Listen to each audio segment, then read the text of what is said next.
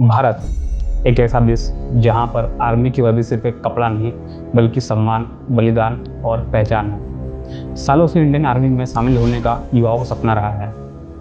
एक परमानेंट नौकरी, परिवार की सुरक्षा और देश सेवा का गौरव। लेकिन जून 2022 में सरकार ने एक नई योजना की घोषणा की जिसने आर्मी एस्पिरेंट्स और उनके फ्यूचर को अनस्टेबल कंडीशन में डाल दिया। इस योजना का नाम है अग्निपथ योजना।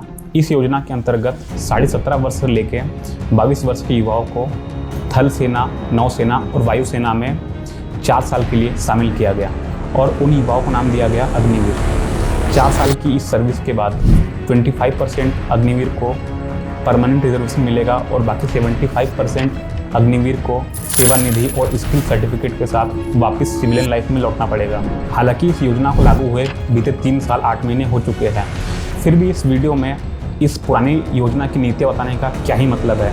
मैं बोलता हूँ कि मतलब है। ये एक वीडियो नहीं बल्कि एक रिमाइंडर है उन समर्थकों के लिए जिन्होंने इसे इंडियन आर्मी का उज्जवल भविष्य कहा है, वह उन आलोचकों के लिए जिन्होंने इसे युवाओं के भविष्य का पतन कहा है। तो जब जून 2026 में एक अग्निवीर वापस से सिविलियन लाइफ में आएगा तो कौन कौन से बेनिफिट्स, रिलैक्सेशन और कंपेंसेशन उसे मिलेंगे और कौन कौन सी प्रॉब्लम्स उसे एक सिविलियन लाइफ में आने में होगी। इस योजना के अंतर्गत रिजर्व 25% कैंडिडेट्स को कौन कौन से बेनिफिट्स मिलते हैं और कौन कौन से मेजर फैक्ट है जिसके अकॉर्डिंग इस पॉलिसी को एक फेल पॉलिसी कहा गया और जब ये पॉलिसी लागू हुई तो इसके अगेंस्ट प्रोटेस्ट तक किए गए।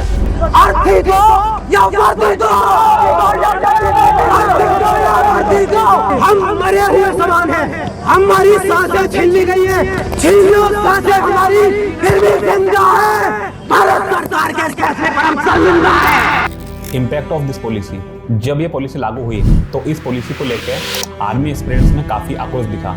आर्मी एस्पिरेंट्स प्रोटेस्ट पर उतर आए थे और प्रोटेस्ट इतना बढ़ गया था कि तेलंगाना के सिकंदराबाद में आर्मी एस्पिरेंट्स और पुलिस के बीच क्लैश होने से एक आर्मी एस्पिरेंट्स की डेथ हुई और 13 से ज़्यादा आर्मी एस्पिरेंट्स घायल हुए थे। और कुछ अपोजिशन लीडर ने इस पॉलिसी को यूज एंड थ्रो लेबर के नाम से भी क्रिटिसाइज किया था। Salary and financial benefit. 4 साल की यह सेवा, लेकिन सवाल एक ही, अग्निवीर को सैलरी मिलती कितनी है? अग्निवीर की सैलरी हर साल बढ़ती है।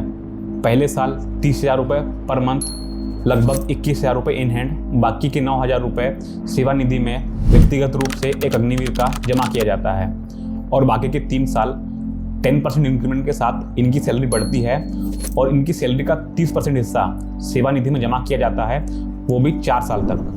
और 4 साल पूरे होने पर अग्निवीर को एक बड़ा फाइनेंशियल सपोर्ट प्रोवाइड होता है। सेवा निधि पैकेज। सेवा निधि पैकेज एक 11 से 12 लाख रुपए का लमसम अमाउंट होता है जिसमें कि अग्निवीर द्वारा अपनी सैलरी का 30% योगदान दिया होता है जो कि 5 लाख के बराबर होता है और इसमें गवर्नमेंट 5 लाख को योगदान देती है जो कि ब्याज सहित 11 से 12 लाख का फाइनेंशियल सपोर्ट अग्निवीर को प्रोवाइड करवाती है विदाउट एनी टैक्स। लेकिन मुद्दा यहाँ कोई फंड या कोई सहायता राशि को लेकर नहीं है, मुद्दा है करियर अपॉर्चुनिटीज़ का। क्या 75% अग्निवीर जो कि 4 साल की सर्विस के बाद अनएम्प्लॉयड हो जाएंगे, उन्हें किन किन फील्ड या किन किन सेक्टर्स में जॉब रिलैक्सेशन प्रोवाइड हो गए? तो मिनिस्ट्री ऑफ डिफेंस के according 10% Indian coast guard, 10% central arm police force and 10% home and defence ministry में इन्हें रिलैक्सेशन प्रोवाइड होंगे। लेकिन percentage of relaxation job decide नहीं करेंगे बल्कि नंबर ऑफ वैकेंसी डिसाइड करेंगे कि आप कितनी सीट्स के लिए एलिजिबल हो। और ऐसे ही हरियाणा, एमपी, यूपी और कर्नाटक के चीफ मिनिस्टर्स ने अपनी अपनी स्टेट पुलिस में एक्स अग्निवीर को फर्स्ट प्रायोरिटी देने की बात की है। और डिफेंस ऑफ मिनिस्ट्री और स्टेट गवर्नमेंट के अकॉर्डिंग तो उन्होंने एक्स अग्निवीर के लिए काफ़ी रास्ते खोल दिए हैं, पर क्या ये बेनिफिट्स और ये वादे इतने अच्छे से इम्प्लीमेंट हो पाएंगे या नहीं?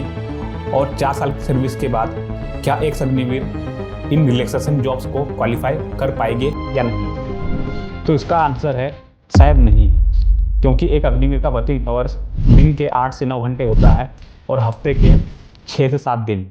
तो ऐसे वर्किंग आवर्स में किसी भी एक्सपीरियंस के लिए कॉम्पिटिटिव एग्जाम प्रिपरेशन करना काफ़ी मुश्किल हो जाता है, और वो भी तब जब आपको पता हो कि नंबर ऑफ जॉब्स ही पहले से कम है। तो इस वीडियो से आप इतना तो समझ ही गए होंगे कि एक अग्निवीर के मन में करियर और फ्यूचर को लेके डर तो बना हुआ ही है और साथ ही इस वीडियो से मैं इंडियन गवर्नमेंट को क्रिटिसाइज करना चाहूँगा कि आप चाहती ही हो कि डिफेंस बजट कम हो, तो आप एक्सपेक्ट कैसे कर सकते हो कि डिफेंस सिस्टम एडवांस और फ्यूचरिस्टिक बना रहे हैं। जिस देश में सांसद, विधायक से लेके राष्ट्रपति तक सारे सरकारी पदों में रिटायरमेंट और पेंशन की कोई एज लिमिट नहीं है, वहाँ पर आप डिफेंस बजट को कम करना है ये रीज़न देके युवाओं का भविष्य कैसे खतरे में डाल सकते हैं।